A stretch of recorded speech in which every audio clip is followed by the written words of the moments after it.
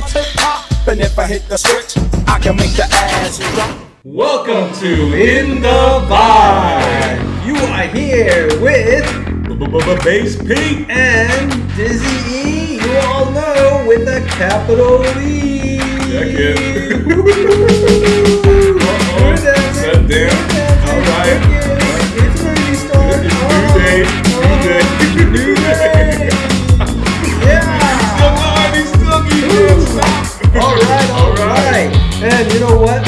Thank you for joining us. Don't forget to subscribe. That's right. And right here. And don't forget to ring the bell, ding ding, and follow us on Twitter, Instagram, TikTok, and don't forget to follow us on our other channel, Critical Opinion. It's right up there, in the banner, up there, in the banner, right on our this YouTube channel. Okay, but then if you do click. Remember what I always say, go check us out and then come right back. That's right. Like the Roadrunner. Beep beep. I like Speedy Gonzalez. Yeah. Arriba, Andre. So, what's been happening, bro? What's been happening in the week, right? I'm sure everybody's waiting to find out what's been going on. Yeah, there's been information about Jay-Z lately. It was a news break that Jay-Z might retire from rap. It's a so-called rumor.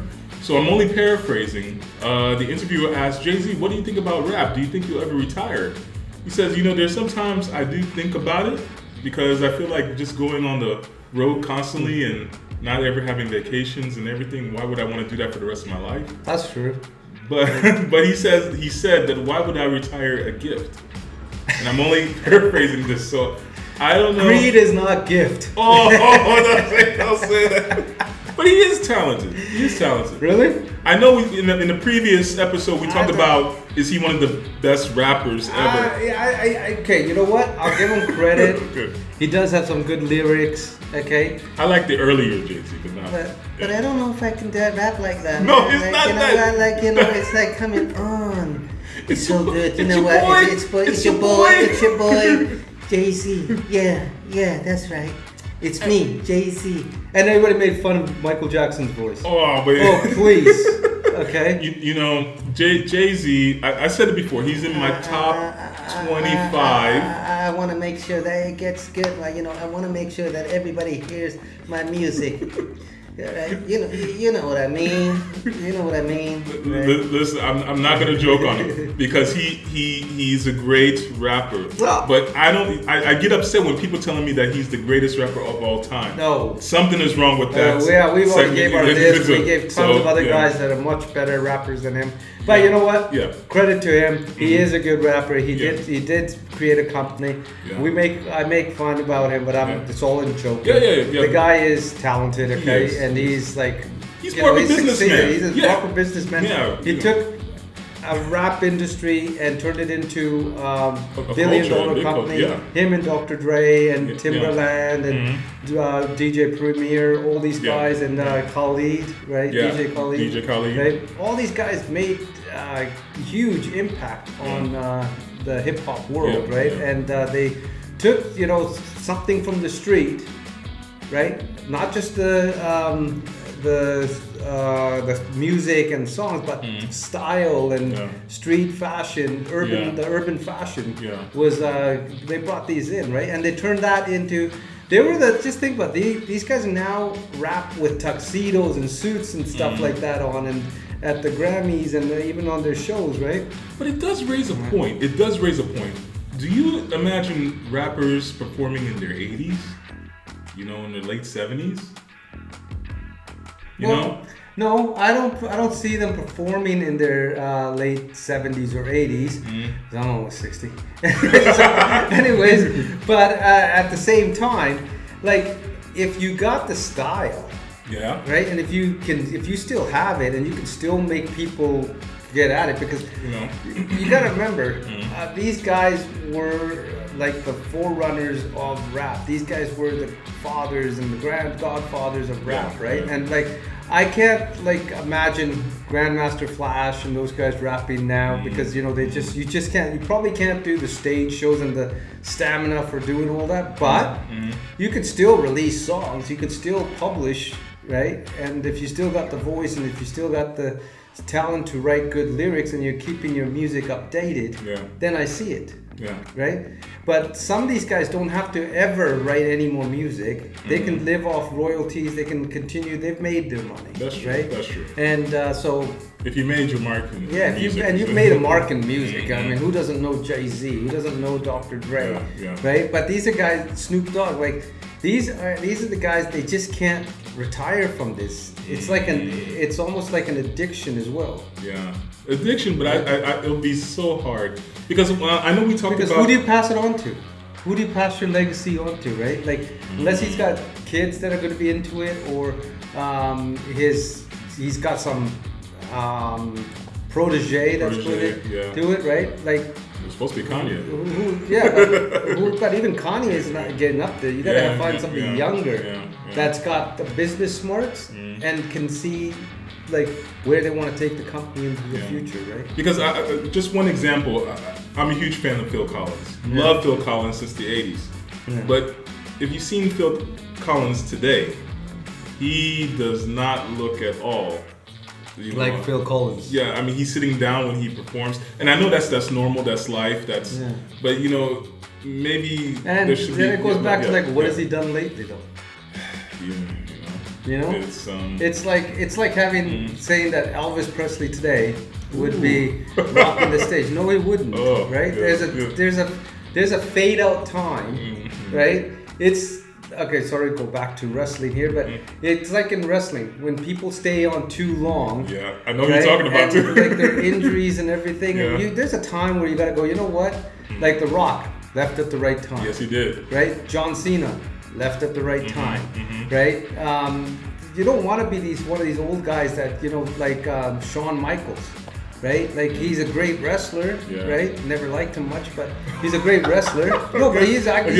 Yes, he is, right? But I wasn't a fan of it, but he stayed too long and he injured his neck and the back, and now he's like his eyes are crossed and everything. Yeah. So like that shows. It might not show when you're younger, but it does add up over years, right? Those injuries come back to haunt you. Exactly. Right? So this is the same thing in music, right? Yeah, if you've made your money and you've made your mark in the music industry, you're not going to be forgotten, right? So I mean, like who's going to forget Snoop Dogg? Would you ever forget Snoop Dogg? Never. But can you picture Snoop Dogg in the 80s dancing, doing the crip walk, and he still does. But he looks healthy. He looks like he's 20. It's all that ganja. Right? Yeah, maybe. Yeah, it's all that smoking, man. The guy smokes all day, every day, 24 hours a day. I'm surprised he sleeps. Right? So, anyways, so if Jay-Z retires, right? I don't think he's gonna, unless he has someone that's gonna be. He's been shaping up and prepping for his position to take over. Then I can see it. Okay, but if he's not ready to retire, why retire? Right? Why not? Maybe even look at. Like have that, and then look at something else that you want to do. Maybe. But he's conquered a lot of things. He's conquered fashion. That's he's right. conquered music, and he's like movies. He's in something. He's in a few movies. Like not the main guy or anything, but he could maybe look towards that. Take some serious lessons and like acting lessons and head towards that, because that can be a long time. That's true. He's aiming also to buy an NFL team, American football team as well. So it's a basketball team, isn't it? He does too. Yeah. I mean, he has other ventures. Yeah. So he's got like so much on his plate. Like if I don't think he could probably retire from music, but he can still have like basketball team, a football team, or like do where your strengths lie. Right. So that's true. Right? So we salute you, Jay-Z. Do whatever you want to do, and we'll still hear have your catalog of music. So, City that just does not sleep.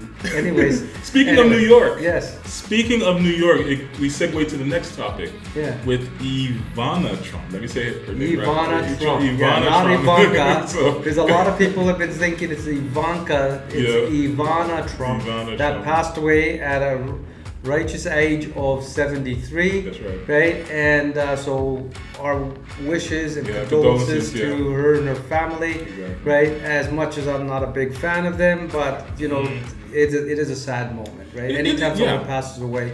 It's at 73 is quite young still. Nowadays, it's right? fairly So- young, and you know, despite how people feel about Trump, both ways, you know, a lot of his, I believe a lot of his, you know, dominating success came from Ivana, because she was the one kind of pushing him behind the scenes. This is what you have to do if you want to motivate you. Yeah, she was the woman behind the man. Exactly, right? And, exactly. But And he knows that too. Yeah, still. he does. He does. That's why he doesn't talk bad about her, right? Ever, right? Every other girl he talks bad about, right? Yeah. But you know, now it's going to be interesting to see who's fighting over her estate. Well, the kids should have it. But you know, the kids aren't like they're not. three of They're them. nasty against each other, though, right? Yeah. So. Well, the father. The father will start. He'll somehow manipulate them to give it to him. That's crazy. Anyways, Even his family, right? yeah. It doesn't matter. So not about. We're not talking about her. We're not talking about him. We're talking about her, Ivana Trump. Okay, she was a wonderful person. Apparently, she did actually give money to charity. That's she right. was actually involved. Did some really good work out there, Noble and deeds, she did noble deeds. That's Noble perfectly deeds. way. She raised 3 good kids. Okay, somewhat good, anyways. And that's not her influence. That's the father's influence, right? Anyways, so to the kids, to her family, right? Send our condolences We again. send our condolences to you guys, okay? And we hope that you recover from this. Yes, Okay, exactly. it's always a sad time. All right. Do you remember the 80s, 85, Yeah, 86? that's the best decade. Right? So like, you know, MTV. baggy hair, Kendall. baggy jeans, Yeah. with the oversized Wish stuff. we had it again. Those boots. Remember those boots? Yeah, those boots, the construction boots. Yeah. Timberlands. I still wear them. Timberland boots with oh man, I would love to have a pair of Timberlands with the baggies, loose baggy jeans, and the baggy shirts like the sports football or basketball jerseys with the t-shirt and the khakis. Yeah, right? the khakis, and that's the right. baseball caps, Yeah. right? You know the way the kids wear them all flat like this. They used to roll them up like that. Yeah. I like my rolled up hat, right? You rolled up from you guys like the new kids, huh? Man, the new kid on the block. Anyways, so yeah, hey, I got a little quiz for you. Okay. Do you know where the style, the baggy pants and the khakis and all that came from? You know, it seems like the baggy pants is like, you know, it's cool. So maybe it's like, you know, just wanted to look cool. You know, with the baggy pants with the Yeah. the shorts used to show up out of the back, like Yeah, the just- jump, it's like a- the it's a- back, it's a style, you and know, their you're just underwear trying to used to show, and their ass used to show halfway down, just- right? just- Those kind of those baggy things. Slouch it a little bit. Anyways, yeah. So that style actually Yeah. came from prison. Say what? Yeah. Say what? In prison, I copy that. people, if you don't know when you're doing this, it's fine. It's a street style now, right? But originally, the baggy pants in prison meant that you were somebody's hoe. Okay, that you were somebody's partner or in prison. Okay, I gotta And get some that Steve Urkel somebody- pants. And that by having your pants pulled down a little bit shows that you were somebody's property in prison, and that everybody else would leave you alone. Right, the khakis also come from that as well, right? Because when they used to release guys and they didn't have any good clothes or something, or the clothes didn't fit, because half of them would be all buffed up and stuff. Yeah.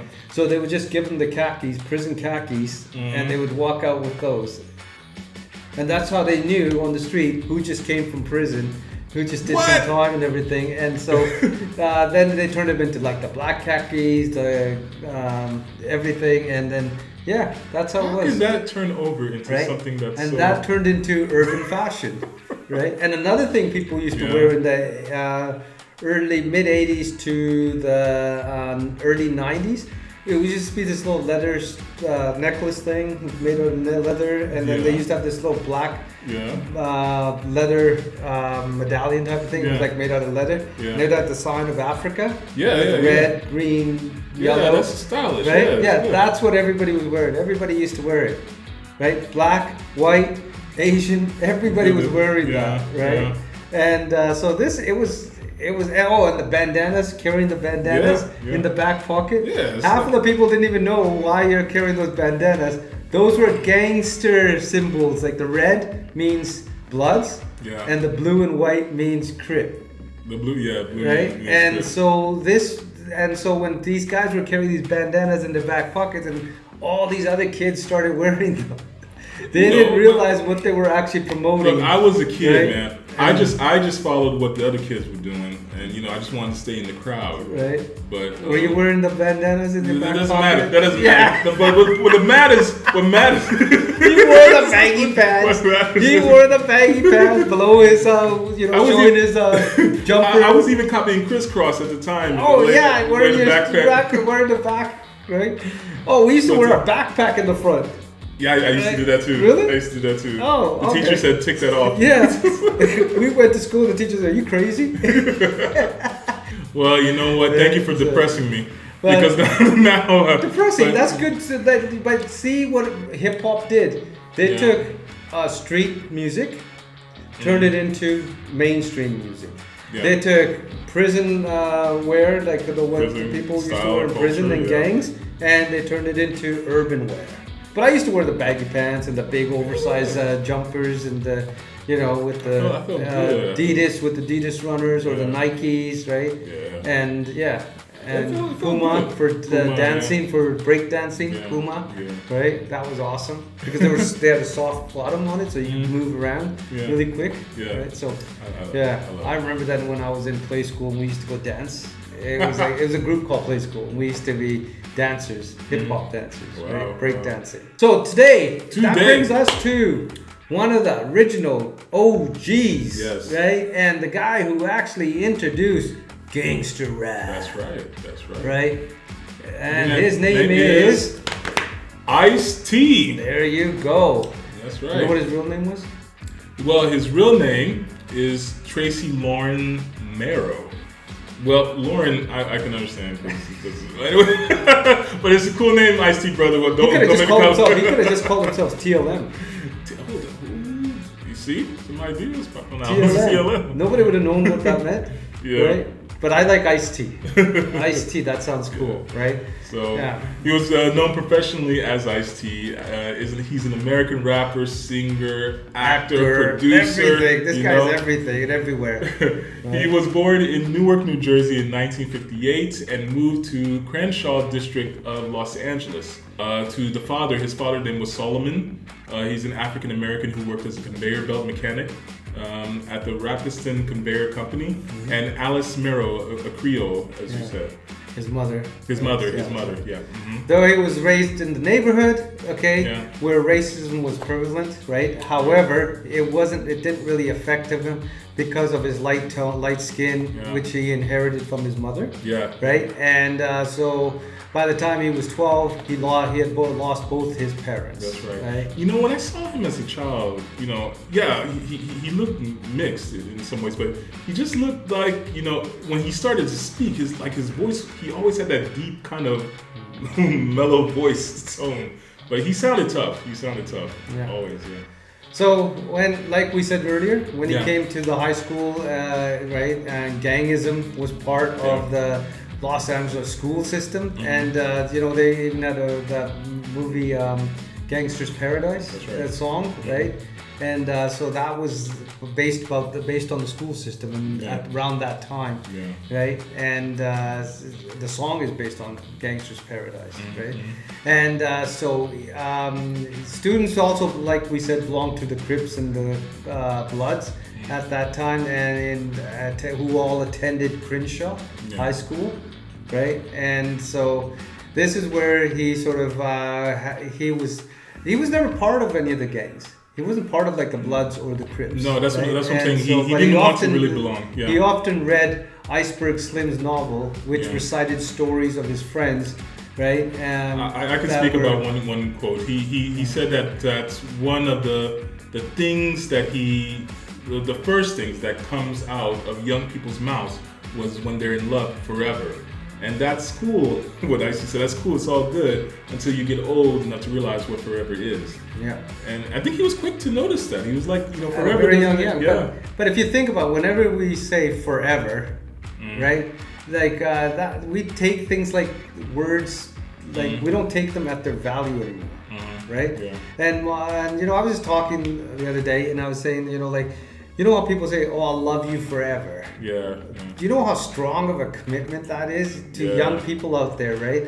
It's okay to say to somebody, "Yeah, you love them," but to add the word "forever," you have no idea what's going to happen in your life. Yeah, exactly. Right? Exactly. I mean, it's a strong thing to say, right? Even like you can people change. People you can change. People change, right? So never, ever, forever, right? Yeah. These are like really strong things to say to people. I'll never ever talk to you, right? And then 3-4 months later they're talking again, right? Yeah. So be careful of the words. Words have power, right? And they create. That's basically what he was talking about in the book as well, right?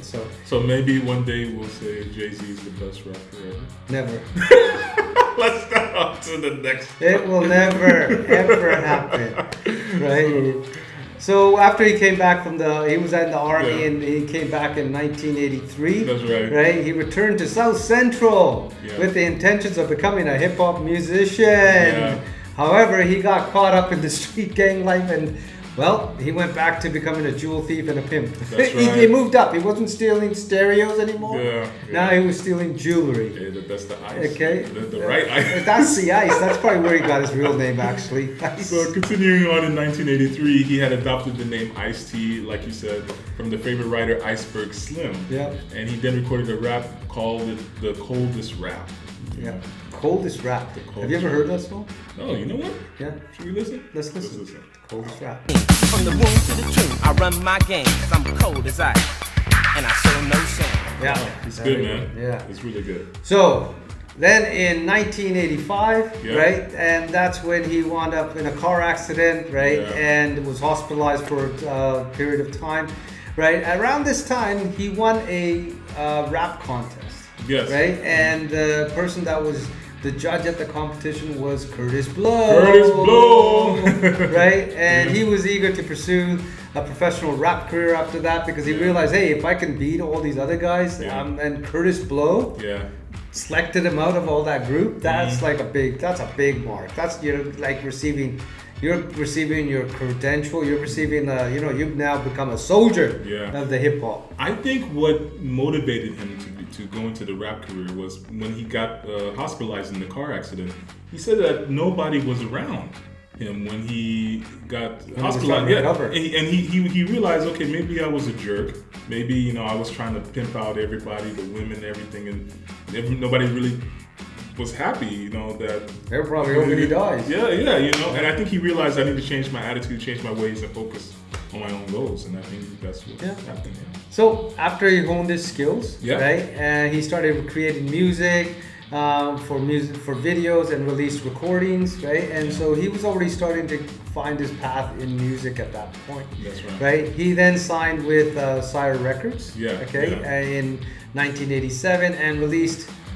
Rhyme Pays. It was his debut album, which eventually went gold. That's right. Right? Can you imagine that just coming into the thing? But I think at that time, all new talent was making it big because it wasn't a big thing. You had to be good, right? But your album, it was much easier for your album to go gold because there wasn't really a big competition. You know what? Especially with his style. Yeah, they offered him $500,000 for that album. And he was like, $500,000, I can get that, easily. But I think many of his homeboys, he was losing many of his homeboys on the streets, and they were telling him, even in jail, hey, Ice, it's not good here. Maybe this life that you're thinking about is not great. So he started to switch to legitimate money, which was much better. Yeah, and also between 1987 and 1988, right? He then recorded a title theme song, right?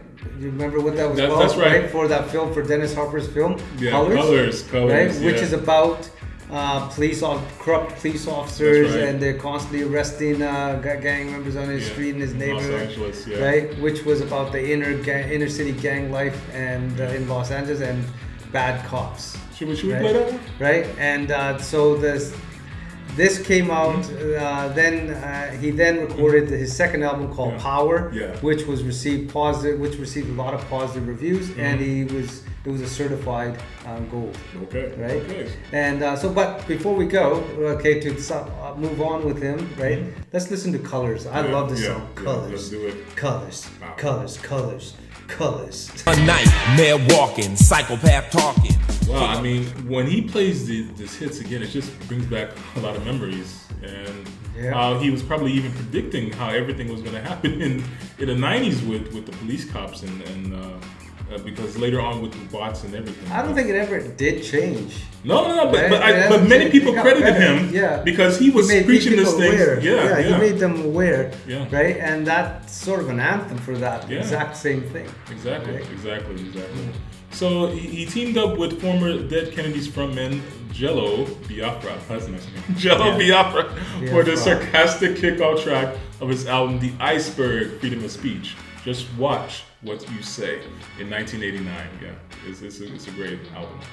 And in 1992, this album with the rock stars, Body Count, he formed on his own, by the way, had a controversial song, Cop Killer. The one we've been talking about. The song was intended to be the narrative from the point of view, like you said, from the criminal getting revenge on the racist police officers. So we'll stress this again. It wasn't about just any cops. Good cops. It wasn't about the good ones. It wasn't the hard-working ones and the ones that really actually protect you. Yeah. It was against the racist and the corrupt cops, right? And so the song is about a guy who goes after them and takes revenge on those cops, right? That's right. If you listen to the lyrics, it makes sense, right? Think about this, okay?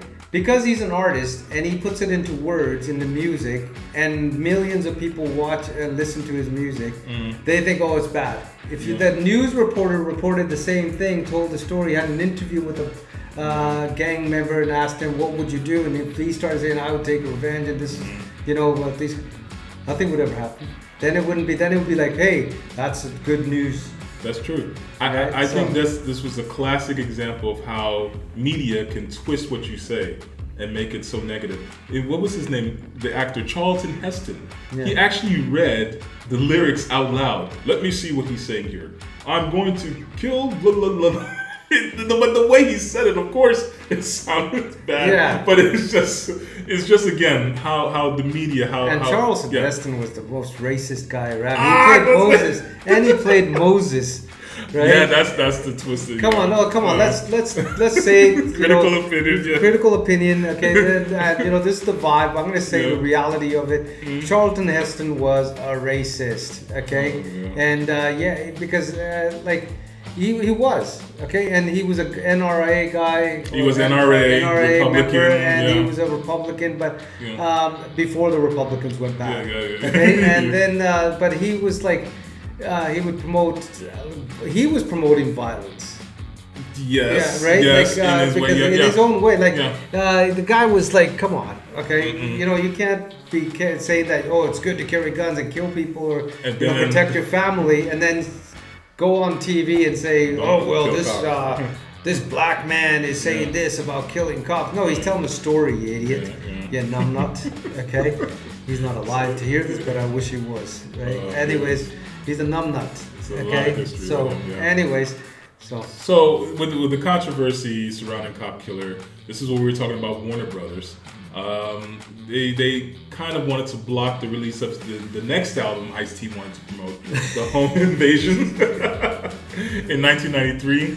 And they were just, telling Ice, look, we like you, man, but it was just a lot. But right now it's too early. It's too early to release something like that. Yeah. Right after you just did Cop Killer.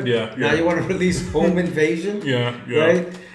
So they saw that there was a pattern starting to build up here.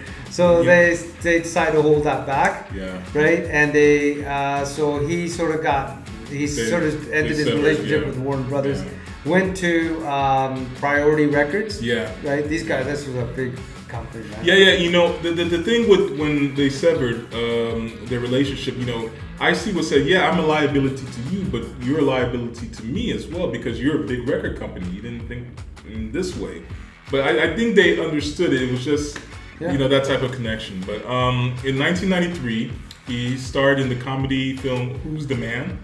And where he played a drug dealer who gets frustrated. It's a funny show. What they call his name? Yeah, yeah. Who's the man? Who the man? Yes, yes. And you know, of course, one of the top movies of all time for me with Ice-T was New Jack City. Yeah. When, you know, it was funny. Mario Van Peebles, the director. Yeah. He was also in the movie too. Yeah, he was in the movie too. That's right. He heard Ice-T say a rap lyric. And when he heard it, he just said, "That is so poetic. Who is that guy shouting that name? He's going to be my main character in the film." And that was it. Yeah. It just started from there, and it was great. Didn't he do the actual song New Jack City as well? I believe so. We have to check on that. But Title yeah, track. I think yeah, he also yeah. did the title Mhm. track on Yeah. New Jack City. Yeah, exactly. Right? So, yeah. So then, because he loved his music, Yep. right, and he loved rock and roll, that was his first love, Yeah. right? He went back to it, right, and then he started collaborating with the heavy metal bands, okay, during this period, okay. Because actually, I was very surprised. Yeah. I had no idea. So when people say, "Oh, that's Ice-T," Yeah, what? many of the songs I didn't know. Are you kidding? Yeah, right? yeah. And it was called Judgment Night. Yeah. Okay, and he did a duet with Slayer. Yeah, yeah. In 1995, he guest performed on Forbidden with Black Sabbath. Yeah. Black Sabbath, dude. His voice Like, actually that's sounds like- really good in rock. Yeah, but it's like I was so shocked. When I like rock. I like rock as well, right? yeah. I mean, like I like all sorts of music, but rock was at that time in the 80s, in the 70s and 80s. Rock and roll, heavy metal was like heavy metal in the 80s, mid 80s was really powerful. Yeah, it's Everybody energy, was like, man. It's right? great. Black Sabbath, and so when I heard that song. Forbidden, I was just shocked. I was like, "What? That can't be Ice-T," right? And then when I saw the video, I went, "Oh my god, that's really him." Very bad. Right? He's so diverse in this case. Yeah. Yeah. His subsequent albums, Ice-T 6, Return of the Real, and The Seventh Deadly Sin, and Gangster Rap failed as they deviated from the themes of his more successful works. Yeah, like breaking in an entry, killing police officers, selling drugs, right? Being an original gangster, pimping ain't easy. Yeah. Anyway, so the people that followed him and the people that like, you know, those other rappers, the up and coming rappers, that's what they were listening to, right? Yeah. And all of a sudden, like he's gone this other way and the opposite direction, right? So that's probably why it did well. Yeah, right? So- exactly. and then in 2000, his life career changed, right? And he was now a fictional character on NYPD detective, right? And so in the NBC police drama, as you mentioned, The Law and Order Special Victims Unit. Yeah, and he got so many awards from that. The whole series received so many awards and nominations, and spawned many spin-offs from that. Yeah. So, you know, Ice-T, his acting chops really served him well. But he did good though. Yeah. He plays a good. I think it's still running. Yeah, I believe Right? so. It's still, the episode's still. I think it's one of the longest running shows on TV. Yeah, exactly. Right. Exactly. And then And along with his music career, he also tried his hand, you know, in the film of acting, landing roles in movies such as New Jack City, which we talked about, Ricochet, Trespass, yeah. Surviving the Game, and Johnny Mnemonic, if I said Mnemonic. it right. Mnemonic, Yeah. Yeah. Have you seen The Surviving Game? Surviving the Game, yeah, I saw it. It's Yeah. really great film. Yeah. And Trespass as well. It's Yeah. really good. I haven't seen Trespass, Oh, but I've seen Surviving the Game and Ricochet. I saw that. That's actually pretty cool, right? And so in 2006, he came up with his own reality show called Ice-T Rap Ice-T Rap School. And so this is sort of like a talent show where he took some 18s, I think it was, like teenagers. 18 teenagers from New York preparatory school, Mhm. right? Yeah, and he And competed. he taught them how to rap, and Yeah. he was sort of there coaching them, and then they got this They won a gold imitation chain and with and a microphone. They won the Oh gold my microphone. gosh. Wait, well, which kind of actually You get paid for that? Which was big at this time. Like all these when they were music shows and everything. Yeah. Everybody like American Idol, Voice, all these shows started happening, right? And a lot of the other rap, even what's his name had a. Sean Coombs had a show about MTV, being apprenticing, making the band. Remember that? Yeah. So he had that, and I think even who else had? There's a couple of people that had shows I know like that. Flavor of right? Love, that one. Yeah, that's another story. No, that's a different. That's just Flavor Flav going crazy. Flav. So in 2007, he appeared as a celebrity guest star on MTV's sketch comedies show Short Circuits. And the same year, he was also seen in the short music film Hands of Hatred. Yeah. Cool. Yeah. In 2012, he started. He sort of became directed and executive produced a documentary titled Something from Nothing, The Art of Rap, right? Yeah. Which featured several rappers talking about how they made it from the street and became successful, right? And so it's actually a really good documentary to watch if you do. And it's a little bit of story about history of rap as well in there, right? And how all these artists became artists, right? In 2017, Body Count released their 6th studio album, Bloodlust. Bloodlust, man. Right? I mean, he kept going. Yeah, so this is 2017. That wasn't long ago at all, right? Exactly. And then in July 2019, Ice-T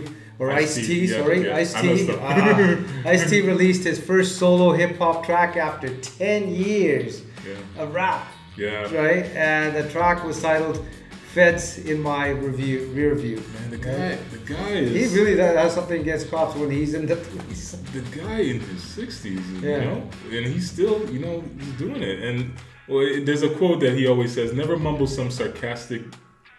is right crap. to tit. Sarcastic crap. to somebody who can obviously F you up. F you up, right? So. Yes. I mean, and that's true, though. Yeah. Like, that's true. You always see these young guys when they walk by and they mumble something under their breath, and then when you turn around, what did you say? Yeah. Nothing. Exactly. Right? Exactly. Right. So he was always real. He did the promotional speeches about what happened in the streets, and he would be invited to Yale, Harvard, all these places. He even got a honorary doctorate about it. I mean, people from the university, these students want to know not exactly how you're able to become success out of the streets, but like the whole process, like why, like what was some motives in specific ways. Basically, how did Ice-T coming from the streets become a success, living in the house, even pimps. He even won an award for pimp. For pimps, Pimp the pimps. Of the year. Yeah, Pimp of the Year. That was it. Even the pimps, thanked him. Like, look, you see a guy, one of us, who came from the streets like that, selling women, all that, and he became a success. Yeah. It just shows up.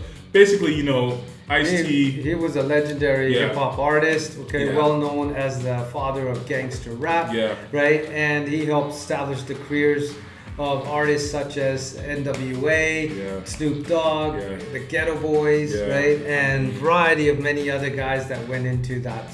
So Ice-T, thank you for your contribution to hip hop music. Grammy Award winner, like everything. Actor, you've done everything, brother. Exactly. Right. So much more success and continue on with your rock on, dude. Right, and your hip hop music. Man, the guy's everywhere. Right? It's amazing. They're awesome. Yeah. Okay, so we hope you enjoyed that show, or you enjoyed this, right? Yes. Of Ice-T. Yes. Right now, it's that time.